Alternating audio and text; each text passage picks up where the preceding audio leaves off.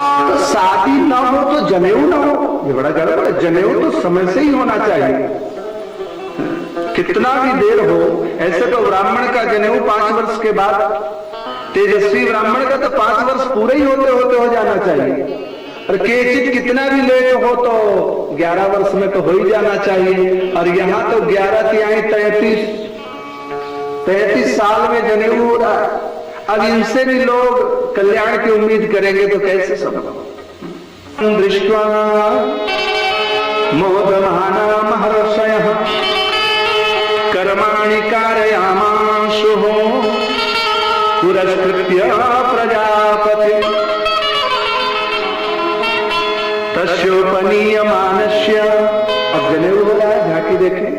सावित्रीं सविता ब्रवीतो, साक्षात गायत्री के अधिष्ठाता भगवान सूर्य नारायण आकर के बामन को गायत्री जी का उपदेश कर रहे हैं। श्री सूर्य नारायण ने बहुतेरों को मंत्र नहीं दिया है, लेकिन जिसको दिया है कमाल कर दिया है महाराज। एक तो बामन भगवान को सावित्री सविता ब्रवीत, और श्री हनुमंत लाल को सावित्री सविता ब्रवीत। श्री हनुमान जी महाराज को गायत्री का उपदेश किया। अभिप्राय क्या समझ रहे हैं, इस कथा को ऐसे न ले। अभिप्राय ये है कि गायत्री की दीक्षा फूफा से मत दिलवाओ। फूफा आजकल यही नियम चल रहा हमारे पिता, फूफा को बुलाओ। अरे एक दीक्षा हम वो एक जनेऊ करा रहे थे महाराज से, सही सत्य घटना बता रहे हैं आपको, मेरे जीवन की घटना है। हम जनेऊ करवा रहे थे, जिसका जनेऊ करवा रहे थे वो हमसे 1 साल 2 साल पीछे थे पढ़ने में। दूरनाथ प्रधान की लड़का संतोष, आप जानते हैं, संतोष जी का जनेऊ करा रहे थे। और हमारे कर्मकांड के गुरुवर आचार्य पंडित गोरख शुक्ल जी ने हमसे कह दिया कि तुम्हारी चला जाए। तो कह पढ़ाने के लिए कहा, तो वो हम चीनी बुला कह, वो पुलिस में थे हम। अब वो आए मंत्र देने और पैंट बुशर्ट पहन के खड़े हो गए, वही वर्दी केवल अर्जेंटी कार्ड न रहा होगा और वर्दी पूरी थी। हमने उनको ऊपर से नीचे तक देखा 3 बार। हमने कहा है चौपटे महाराज क्या? तो कहे महाराज क्या कर रहा है? हम कहा कुछ नहीं, पांडे जी इनको गायत्री का उपदेश कर दो। कहे महाराज हम तो गायत्री नहीं आए। हम कहा ऐसे साधक से मंत्र दिलवाओ जिसने गायत्री का पुष्करण किया हो, जो गायत्री का जप करता हो, जो संध्या वंदन करता हो, तब देखो बच्चे में क्या शक्ति आती है। अब ऐसे मुर्दा से जिसको खुद ही नहीं मालूम है गायत्री 1 पदी है, 2 पदी है, त्रिपदी है, चतुर्पदी है, पदी है कि कुपदी है, जिसको ये मालूम ही नहीं वो क्या दीक्षा देगा महाराज? चाहते तो कश्यप भी गायत्री दीक्षा दे देते ना। श्री सूर्य नारायण को बुलाया, कहा आप मेरे बेटे की दीक्षा करें। तस्योपनीयमानस्य सावित्रीं सविता ब्रवीत बृहस्पतिर्ब्रह्म सूत्रम। गुरुदेव बृहस्पति ने जनेऊ डाला। मेखलाम कश्यपो ददा, कश्यप जी ने मेखला डाल दिया। देवी पृथ्वी प्रकट हो गई, भगवान आए। ददौ कृष्णाजिनम भूमि दंडम सोमो वनस्पति। श्याम वर्ण का मृगचर्म देवी पृथ्वी ने दिया, और वो पलाश का दंडा देवी जब पृथ्वी ने मृगचर्म दे दिया तो महाराज श्री चंद्रमा औषधियों के स्वामी हैं, वो प्रकट होकर के पलाश का डंडा दे दी। कौपीनाच्छादनम माता, माता ने कौपीन धारण करा दिया। आकाश के अभिमानी देवता ने छाता दे दिया। देव शत्रम जगतः पते, झांकी देखिए महाराज। कमंडलुम वेद गर्भा, ब्रह्मा ने कमंडलू दे दिया। कुशान सप्तर्षयो ददु, सप्तर्षियों ने कुशा दे दिया। अक्षमाला महाराजो सरस्वत्यात्मनः, श्री कुबेर ने, समुद्र ने तो माला दिया और कुबेर ने दिया झोली। यक्षराट पत्रिका मदार और भिक्षाम भगवती साक्षात। अब इसके बाद भीख मांगने की परंपरा, इतना हो गया। जो भगवान भीख मांगने के लिए चले तो अपनी माता तो 50 कोस पीछे, और जगत माता भगवती पार्वती अन्नपूर्णा बन करके सामने खड़ी है। भिक्षाम भगवती साक्षात उमादादंबिका सती। देवी उमा ने भिक्षा दिया और पूरी झोली एक बार में। अब दूसरी माताएं ले लेके थाल सजा के खड़ी है, हमें भी डालना है, हमें भी डालना है। जब अवसर लगे तो अब नियम है कि जब झोली भर गई, बच्चे ने उठाया और आचार्य है बृहस्पति जी चरणों में डाल दिया। आचार्य जी ये भेंट स्वीकार करें। और जब बृहस्पति जी को मिल गई झोली तो बृहस्पति जी मुंह लटका के बैठ गए, किसी और देने ही नहीं गए। भगवान चक्कर में पड़ गए, गुरु जी कोई अपराध हो गया? भिक्षा कम हो तो अभी तमाम माताएं जुटी हैं, मांग मांग करके ले आके और डाल दूं। बृहस्पति जी कुछ बोलने वाले एकदम चुप, मुंह खोल के बैठे। गुरु जी आप यज्ञ के आचार्य हैं, नाराज होकर के जाए। दक्षिणा पूरी है, जो दान पूरा है, सोने का दान बाकी है, कितना सोना चाहिए आदेश करो। गुरुदेव बृहस्पति चुप। इन्हें कहा दोगे? भगवान बोले देंगे। बोले दोगे? देंगे। बोले एक बात दो, अगर देना है तो मैं तुम्हारी इस भीख से संतुष्ट होने वाला नहीं। फिर बोले अब तुम जाओ नर्मदा के उत्तर किनारे पर राजा बलि यज्ञ कर रहा है और उसके यहां से त्रैलोकी मांग करके ले आओ, मेरी झोली में डालो, मैं तुम्हारे भाइयों को दूं, वो उपभोग करें, मैं संतुष्ट हो जाऊंगा। भगवान ने कहा भी जाता हूं। और जैसे निकले भगवान बृहस्पति ने कहा बामन सावधान। बामन लौट के आए, गुरु जी क्या बात कही? आदेश? बोले बेटा एक टैबलेट दे रहा हूं, उसको लेके जाना। टैबलेट का क्या काम? क्या वहां जाएंगे तो बीमार भी हो सकते हैं? बोले ना ना वो टैबलेट खा लेना। क्या करेगा? बोले 100 रोगों में काम करेगा।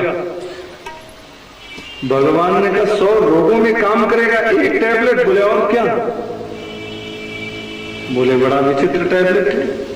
तो गुरुजी खा लेंगे तो किस स्टोर पे मिलेगा?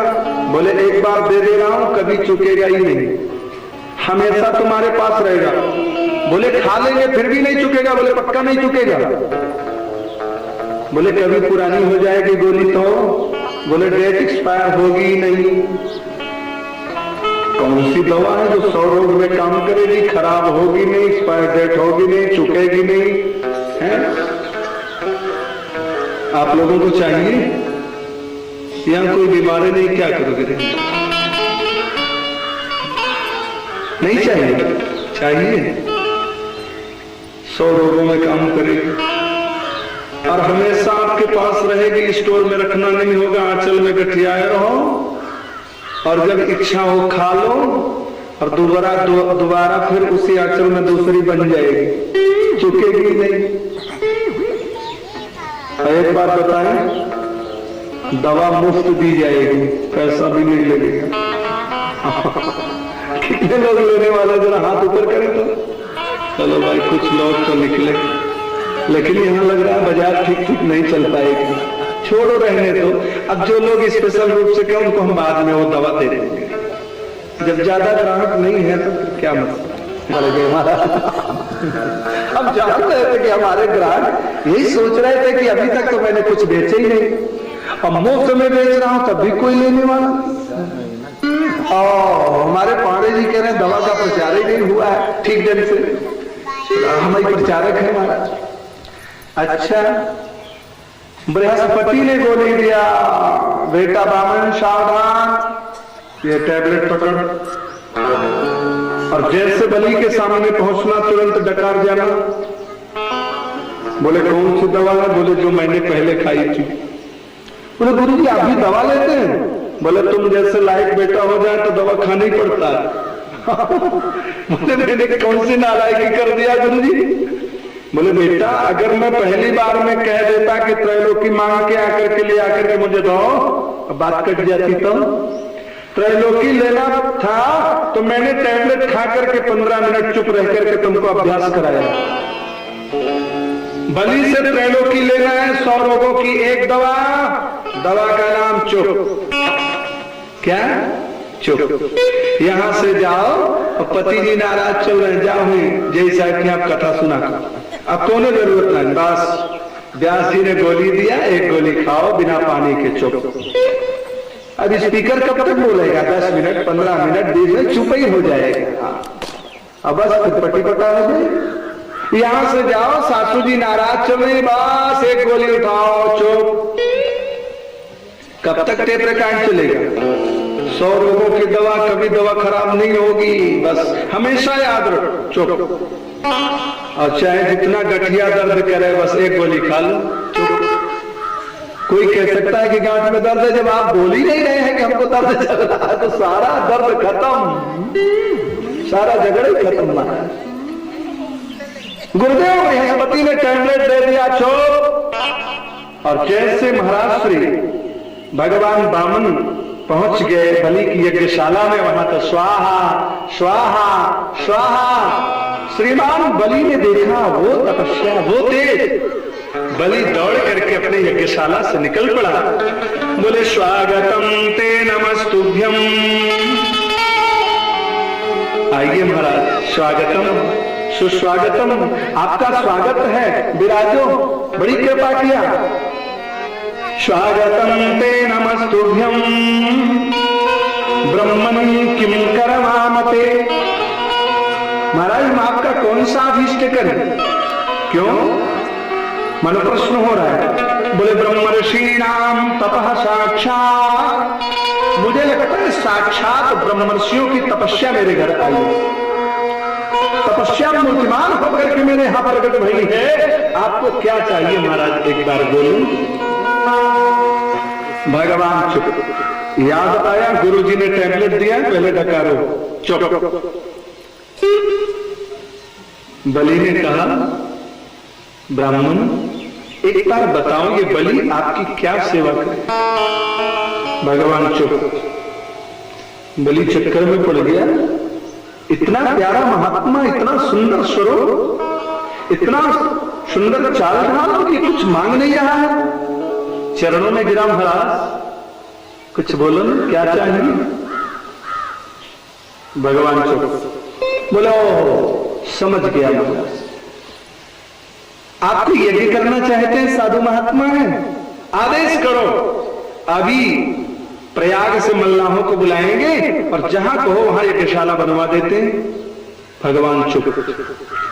ओह समझ गया महाराज, आप यज्ञ कर चुके होंगे, दक्षिणा बाकी है, कितना चाहिए बोलो? भगवान चुप। ओह भूदान कर दें, अन्न दान कर दें, वस्त्र दान कर दें, सुवर्ण दान कर दें,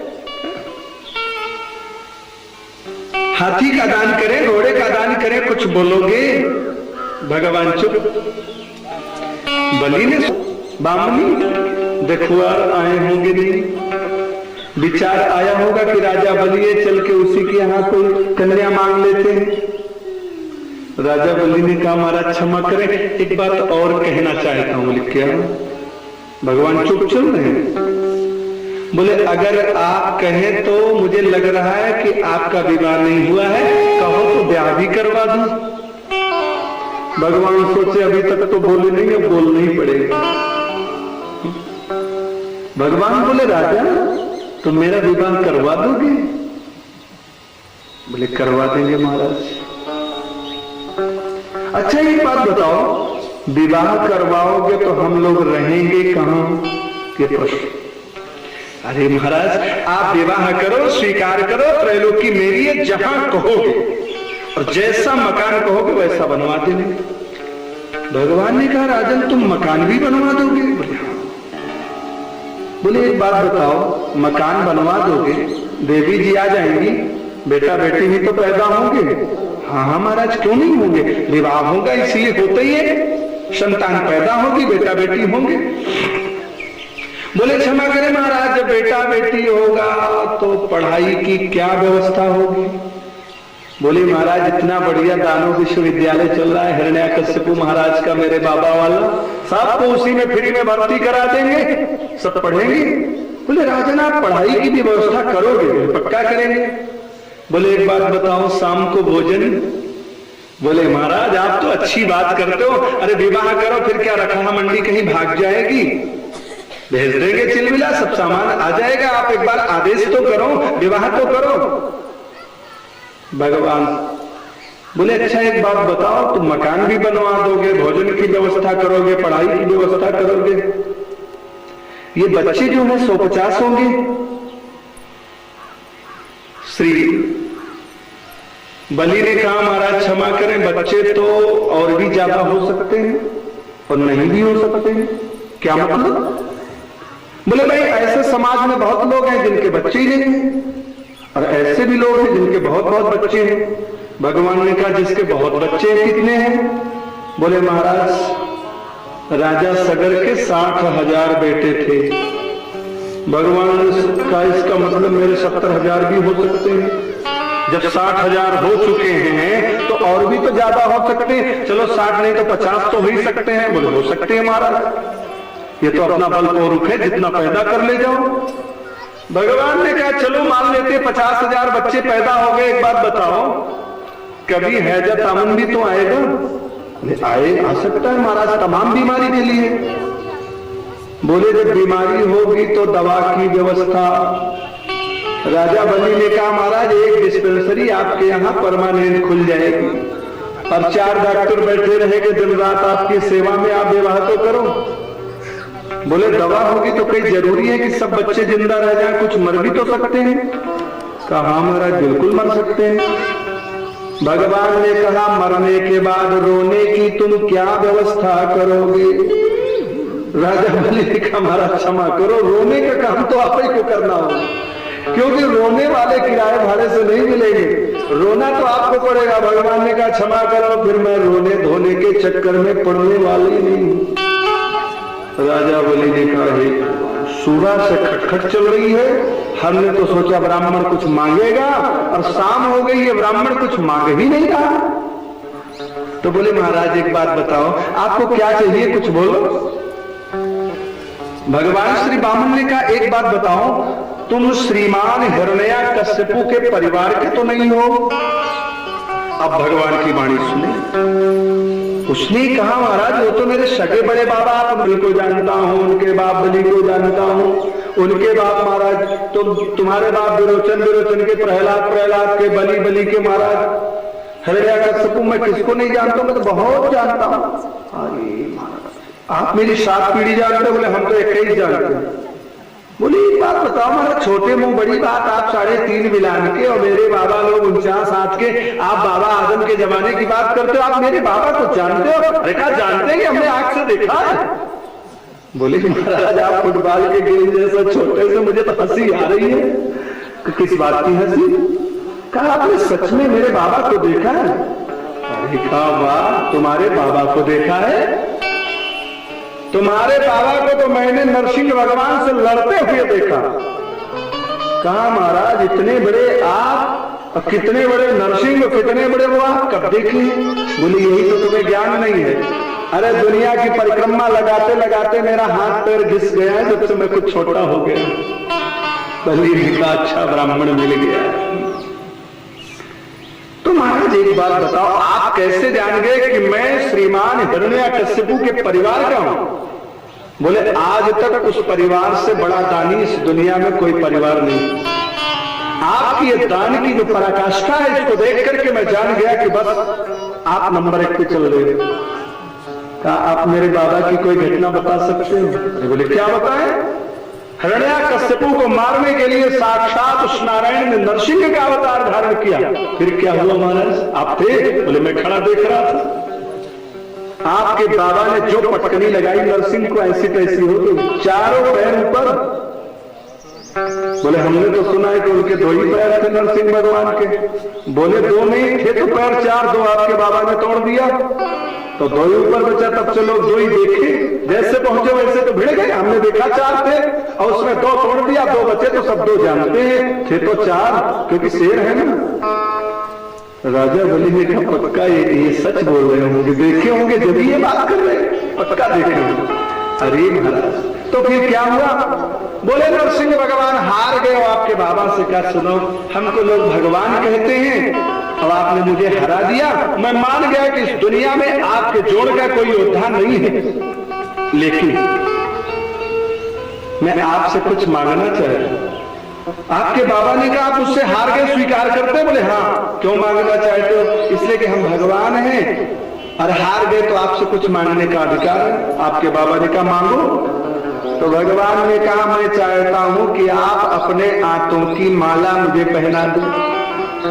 आपके बाबा इतने बड़े दानी कि अपने आंतों को निकाल करके माला पहना दिया जब हिरण्यकश्यप का उद्धार हुआ। बलि को तो बड़ा विश्वास पड़ गया, पक्की बात सच, ये बामन बोल रहा होगा, जभी से तो छोटा हो गया घिस घिस करके, एकदम पक्का। महाराज तो फिर बताओ क्या करें, दे दें आपको दान, कुछ बोलोगे? तब तक बलि का मन घूमा, सुबह से बात चल रही, कुछ मामले में गड़बड़ झाला न हो जाए, जरा इसका परिचय तो हो जाए। श्री वामन पुराण में परिचय हो रहा। वामन पुराण में राजा बलि ने पूछा, बोले कष्टम ब्रह्मण, अब आप ध्यान दे, बहुत बारीक बात, कष्टम ब्रह्मण। भगवान बोले अपूर्व, परिचय हो रहा है जैसा। ये तो हम इसलिए बता रहे हैं कि अगर हम चाहेंगे तो कुछ तो आप पकड़ ही चुके हैं, संकल्प कराना ही बाकी है। दावों तो सब भागवत में लिखी है, लेकिन आप चिंता मत करें। बोले कष्टम ब्रह्मण। राजा बलि को लगा है इसमें कुछ डाल में काला, तो उसने प्रश्न किया, पंडित जी आप कौन हो? भगवान बोले अपूर्वम। मेरे उत्तर क्या? मेरे पहले और कोई नहीं था, सृष्टि का आदि आचार्य मैं हूं, ये उत्तर है। बलि समझ क्या रहा है, इसके आगे नाथ न पीछे पगह। समझ अपनी कथा तो एक होती, समझने वाले अनेक होते। फिर संदेह हुआ, एक बात बताओ महाराज, क्वचितो बसती, आप रहते कहाँ हो? भगवान बोले या अखिला ब्रह्म सृष्टि, पूरी ब्रह्म सृष्टि मेरी है, चाहे जहां रहूं। राजा बलि समझ रहा है कि ये पूरी सृष्टि में कौरही का काम करता है टहल टहल करके, क्योंकि आगे पीछे कोई है ही नहीं है। तो जहां भागवत होती है जाता है, पनीरी प्रसाद खाता है, फिर अगला द्वार देख लेता है। फिर भी शंका हो तो प्रश्न किया, कस्ते त्राता। एक बात बताओ महाराज, आपका पालन करने वाला भी तो कोई होगा? बोले भगवान दुनिया के सारे अनाथों का पालन करने वाला नाथ मैं हूं, अनाथ। राजा बलि सोच रहा है कि इसके एकदम बेघर है बेचारा, अनाथ है, अनाथ, इसके कोई नहीं है। भगवान कुछ बोल रहे हैं, वो कुछ समझ रहा है। तो फिर उसके मन में आया, एक बात बताओ, रेवेन्यू में आपके माता पिता का कुछ नाम दर्ज होगा?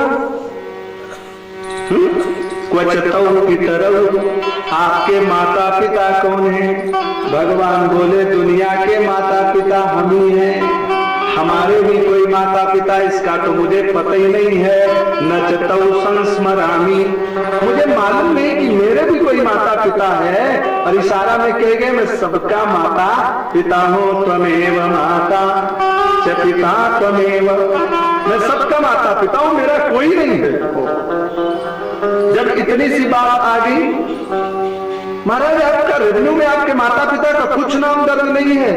बोले दुनिया का माता पिता मैं हूं, मेरे ही नाम हर जगह दर्ज है। अब वो समझ रहा है इसका कहीं कोई नाम वाम नहीं दर्ज है, छोटा सा रहा होगा, जब इसके माता पिता मर गए गांव वालों ने निकाल दिया होगा, तब से कौरही का काम कर। फिर उसने कहा एक बात बताओ महाराज, फिर भी किमते भीष्टम ददामि, मैं तुम्हें क्या दे दूं? भगवान ने कहा त्रिपद परिमिता भूमि। अरे उसने कहा नाश हो गया, रत्यल्प में बहुत कम है महाराज, 3 पग। राजा बलि से 3 पग, 3 पग लेके क्या करेंगे? अरे भगवान ने कहा त्रैलोक्यम, इसमें मैं त्रैलोकी नाप लूंगा। वो समझ रहा है त्रिलोकी में कहीं दे दो, चाहे देवकली मोड़ पे दे दो, चाहे विजयपुरवा में दे दो, सरोज चौरा कहीं बनवा 3 पट। अब वो कह रहे हैं त्रैलोकी में कहीं दे दो, भगवान कह रहे हैं इतना त्रैलोकी नापने के लिए बहुत है, त्रैलोक्यम 3 लोक नाप लूंगा। बलि नहीं समझ पा रहा है। भाव गर्भम बलमित निगदन बामनो न सपाया। ऐसे बामन भगवान हम सबकी रक्षा करें जिनकी बात त्रैलोक के विजेता श्रीमान राजा बलि नहीं समझ पा रहे हैं, उन परमात्मा की कथा यार क्या कहेगा, क्या समझ। एक बात है, बलि ने कहा क्षमा करे प्रभु, मैं कुछ कह सकता हूं? बोले हाँ। बोले महाराज अगर आप कहो तो आपको देख करके मुझे बड़ी दया आ रही है। क्यों? बोले आपके नन्हे नन्हे तो पैर हैं 3-3 इंच के, मैं मानता हूं आप नापेंगे कुछ हाथ पैर, पीटेंगे बढ़ाएंगे, ज्यादा से ज्यादा 1.5 फीट पाएंगे, अखाड़ा भी कूदेंगे तो 3 फीट पाएंगे। मैं मानता हूं आप घर नीचे नहीं बनाएंगे, ऊपर बनाएंगे, लेकिन पिल्लर गड़ने के लिए जगह तो चाहिए। गिट्टी पानी कहां गिराएंगे, कोई रोक दिया तो? भगवान ने कहा सुनो, दे रहे हो कि जाऊं? राजा बलि याद रखो, जो कुछ लूंगा संकल्प पूर्वक लूंगा, तुम्हारे हाथ में कुछ होगा, अक्षत होगा, जल होगा। और जैसे संकल्प की बात आई, अंदर बैठे थे गुरुदेव शुक्राचार्य, सुन गए। बोली ये ब्राह्मण संकल्प पर इतना बल क्यों दे रहा है? लग रहा है कि जैसे आप फंस रहे हैं, है दाल में कुछ काला, और तुरंत निकल करके आए। अच्छा फंसने का दिन आया तो गुरुजी गए, ये चालाक गुरुजन का। शुक्राचार्य होते तो मदद में लगते, उन्होंने कुछ पकड़ा दिया कि आप अपने मन से करते रहो जो करते थे। वो गायब हो गए महाराज भोलानाथ जी, देखिए ये भी कृपा। तुरंत गुरु जी बाहर आए और बलि को बोला सुनो, बलि इधर आ। बलि दौड़ के जी गुरु जी। बोले पागल, ये तेरे सामने जो खड़ा है इसका परिचय जानता है? बोले क्या जाने महाराज, हमें पंडित जी से लग रहे हैं, बड़े सुंदर है, वाणी बड़ी विचित्र है महाराज, मुझे लग रहा है क्या दे दो। सुबह से खटखट हुई, गुरु जी सच बताऊं 3 तो पृथ्वी मांग रहा, तो कहता संकल्प पूर्वक लूंगा। शुक्राचार्य ने कहा बलि तू पागल हो गया, तुम्हें मालूम ही नहीं है कि कौन है ये? जानते? मैं जानता हूं, तंत्र का आचार्य मैं हूं, तुम नहीं हो। बोले गुरु जी कौन है ये? बोले एस वैरोचने साक्षात भगवान विष्णुरव्ययः कश्यपाद अदितिर्जातो देवानां कार्य साधकः। बेटा ये कश्यप और अदिति का बेटा है, देवताओं का जादूगर है, कार्य साधक है, और साक्षात नारायण है। अभी तेरी त्रैलोकी नाप लेगा, घर बनाने के लिए नहीं छोड़ेगा। बोले गुरु जी ये क्या नापेगा? 4-4 अंगूर के तो इसके पैर हैं। मैं कह रहा था अपने गांव के लोगों से नपवा दो, तो क्या नहीं, अपने ही पैर से नापे, कितना उछल कूद करेगा। शुक्राचार्य ने कहा बलि तुम्हें ये मालूम है इसके पास 2 तरह का मीटर है, बात करता है तो छोटा वाला मीटर दिखाता है, अब अगर नाप होगी जो मीटर दिखाएगा ना, जो पूरे भारत में न शाहजहानी पहुंचेगा ना कोई मीटर पहुंच पाएगा। ऐसा लाठा निकलेगा फिर तेरे समझ में आ जाएगा। बोले गुरुजी इसके पास जेब ही नहीं है, लाठा क्या निकालेगा? बोले वो तो तेरे समझ में आ जाएगा। अरे अभी कुछ नहीं बिगड़ा है, पागल, कह दे नहीं दूंगा। बलि ने कहा गुरुजी जो कह करके नहीं देता उसे तो नरक होता है। बलि बोलता जय वो कंत ब्रज बलि बलि बोलता जय वो बलि बोलता जय वो कंत ब्रज बलि बलि बोलता जय वो भानुक मंगल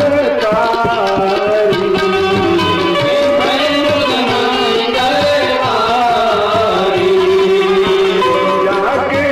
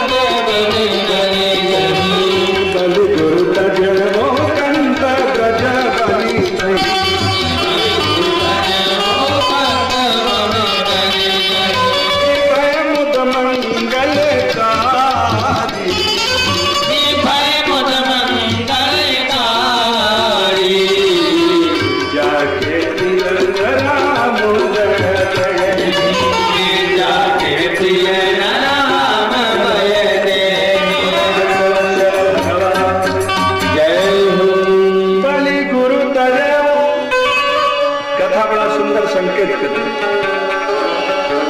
दान देने से अगर गुरुवर भी मना करे तो ऐसे गुरु का परित्याग कर देना। वह गुरु है जो दान देने से मना करे कि वो पुरोहित है हमारा।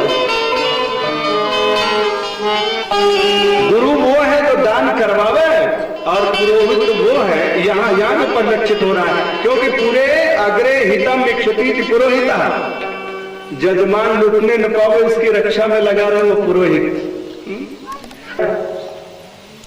बलि समझ जा, तेरा सब कुछ लुट जाएगा, घर बनाने को नहीं रहेगा, अभी बड़ा वाला मीटर निकलेगा। बलि ने कहा गुरु जी चाहे तो हम इस ब्राह्मण को सुबह से खटखट भई, जब थोड़ी सी बात बनी है मुझे तो देना ही है। और जब चेला नहीं मान रहा है तो शुक्राचार्य ने सोचा चलो अब गुरु बनने से काम नहीं बनेगा, पुरोहित बन जाता। और आकर के जल में जो टोटी वाला लोटा है उस टोटी में बैठ गए मकड़ी बन तंत्र के आचार्य, क्योंकि पानी गिरेगा नहीं, संकल्प होगा नहीं, चेला लुटेगा नहीं। और जैसे लंबा चौड़ा संकल्प आरंभ हो गया, बात तो यहां तक आ गई कि बामन रूप आया, ब्राह्मण आए, 3 पदीन पृथ्वी तो व्यमहा संप्रदय कहना बाकी है। महाराज बलि ने कहा बस बस बस महाराज क्षमा करें, जल तो गिर ही नहीं रहा है। बोले क्यों नहीं गिर रहा? भगवान समझ गए, गुरु जी आके बैठ गए हैं। क्या लगता है आपके टोटी में कुछ फंस गया, और तुरंत प्राकृतिक अस्त्र उठाया कुशा, और कुशा की नोक जो एकदम पक्की पैनी होती है और उसको डाला का लगा कुछ फंस गया, और जो डाला तो मकड़ी महाराज के काली पुतली पे पड़ी और शुक्राचार्य की दाहिनी गायब हो गई। बोले भक्तवत्सल भगवान की आप फूटी आंख लेकर निकले। बोले एक बात बताओ बामन देवता, बल्ब क्यों गायब कर दिया? बोले गुरु जी चेला को एक आंख से दुनिया को 2 आंख से, आज से 2 आंखें बंद करो। चेला चाहे गरीब हो, चाहे अमीर हो, बड़ा हो, छोटा हो, सुंदर हो, मोटा हो, नाटा हो, खोटा हो, एक दृष्टि से देखो। गुरुजनों को इसी प्रकार से देखना चाहिए। भगवान ने संकेत किया और संकल्प पूरा हुआ। बलि से भगवान ने कहा बलि देख रहे हो मैं वही बामन हूं? हाँ हाँ देख रहा हूं, और देखते देखते देख रहा हूं, देख रहा हूं, देख रहा हूं। अब तो महाराज भूलोक पे जो खड़े ओम भोम भुवां स्वाहं जयं तपं सत्यम देख रहे हो बलि? मैं वही बामन हूं। बलि ने कहा खूब देख रहा हूं। नापू? बोले नापू महाराज। और पैर उठाना आरंभ किया इस भूलोक से, और उठाया ओम भोम भुवां स्वाहं महां जयं तपं सत्यम। 5 लोकों का भेदन करके सतलोक पे रखा, ब्रह्मलोक को पहुंचा। ब्रह्मा जी ने देखा मेरे प्रभु का चरण तल आया है, तुरंत कमंडलों निकाला और भगवान का पाद प्रक्षालन किया और अपने कमंडलों में अवतरित करा लिया। बोले विष्णुपति गंगा महारानी की। अवसर आने पे भगीरथ ने प्रार्थना किया तो गंगा जी को, एक बार गंगा जी का स्मरण कर लो, फिर नीचे कैसे नापते हैं बता रहे। अरे वहीं कैसे गंगा लहर धीरे धीरे, वहीं कैसे गंगा लहर धीरे धीरे, कैसे गंगा लहर धीरे धीरे धीरे, वहीं कैसे गंगा लहर धीरे धीरे, धीरे धीरे धीरे लहर धीरे धीरे, कैसे गंगा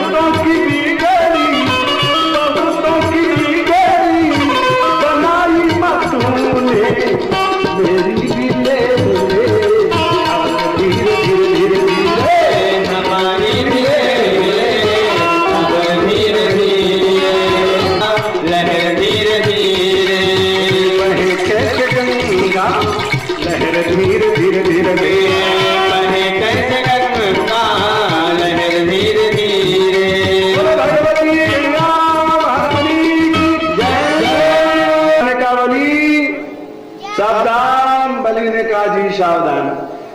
एक पग में ऊपर नप गया। बलि ने कहा देख रहा हूं, दूसरा बढ़ाओ। बोले बढ़ाओ। और वहीं से जब दूसरा डालना आरंभ किया तो अतल, अब यहाँ खड़े अतल सुतल वितल तलातल रसातल महातल का भेदन किया और पाताल तल में ठाकुर जी के चरण पहुंच गए। दूसरे पग में पूरे नीचे के लोगों को नाप लिया। अब बोले बलि पदम तृतीयम, तीसरा पैर कहाँ रखूं ये बताओ। और जो कह के नहीं देता उससे नरक होता, मैं तुम्हें बांधूंगा। और भगवान ने तुरंत बलि को तरिए लगाया और लगा करके खंबे से बांधा। और जैसे बांधा खंबे से, ऐसे ही महाराज देवताओं ने पुष्प वर्षण किया, जय जयकार करी। बोले राजा बलि महाराज की जय, भगवान की जय, भगवान की जय। कुल का गौरव भगवान की सत्ता के सामने पीछे पड़ गया और नहीं दे पाया तो ठाकुर जी ने बांध लिया। बलि तेरी जय जयकार हो, तेरी धन्य हो, तुमने कमाल कर दिया। आज तेरे यहाँ भगवान मांगने पहुंच गए। बांध दिया। विंध्यावली आई, देखा हमारे स्वामी बने हैं, हमारे पतिदेव बने हैं। भगवान ने कहा विंध्यावली चिंता मत करो, तुम कहो तो मैं अभी तुम्हारे पति को छोड़ दूं। विंध्यावली ने कहा प्रभु अभी तो पूरा ही नहीं हुआ, छोड़ने की बात कहां से आई। अरे इनको तब तक बांध रखो जब तक पूरा न कर दे। जो मातृलोक में सासुएं बैठी हैं वहां से पुष्प वर्षण कर रही हैं, बहू रानी तेरी जय जयकार हो, तेरी जय जयकार हो। आज मेरे कुल खानदान में एक ऐसी बहू आई जो दान करने से पति को मना नहीं कर रही, साहस दे रही है। तब तक बांध रखो जब तक देने दे। धन्य है बहू, तेरी जय जयकार। भगवान ने कहा बताओ बलि तीसरा पैर कहां रखो। श्रीमान बलि ने कहा प्रभु कहने में तो संकोच लग रहा है लेकिन कहना चाहे। बोले एक बात बताओ प्रभु, दान बड़ा होता है कि दानी? राजा बलि ने कहा नहीं। भगवान बोले बलि बड़ा तो होता है दानी। भगवान बामन ने कहा दानी बड़ा होता है। तो बलि ने कहा प्रभु अगर आप ये कह रहे हैं कि दानी बड़ा होता है तो अभी ने दानी का दान आपने नापा है। दानी तो आपके अक्ष के समक्ष प्रत्यक्ष विराजमान है। तो अब आप तीसरा पैर उठाओ और पदम तृतीयम कुरु शीर्षम में निजम। तुरंत श्री ठाकुर जी ने अपना पैर उठाया और उठा करके श्रीमान बलि के माथे की शोभा बढ़ाया। बलि के माथे पे ठाकुर जी के वो चरण जिस चरण के लिए जन्म जन्मांतर कल्प कल्पांतर भगवती अहिल्या ने साधना किया, जिस चरण के लिए केवट की पीढ़ी दर पीढ़ी ने साधना किया, आज वह भगवान का चरण जाके चरण शरण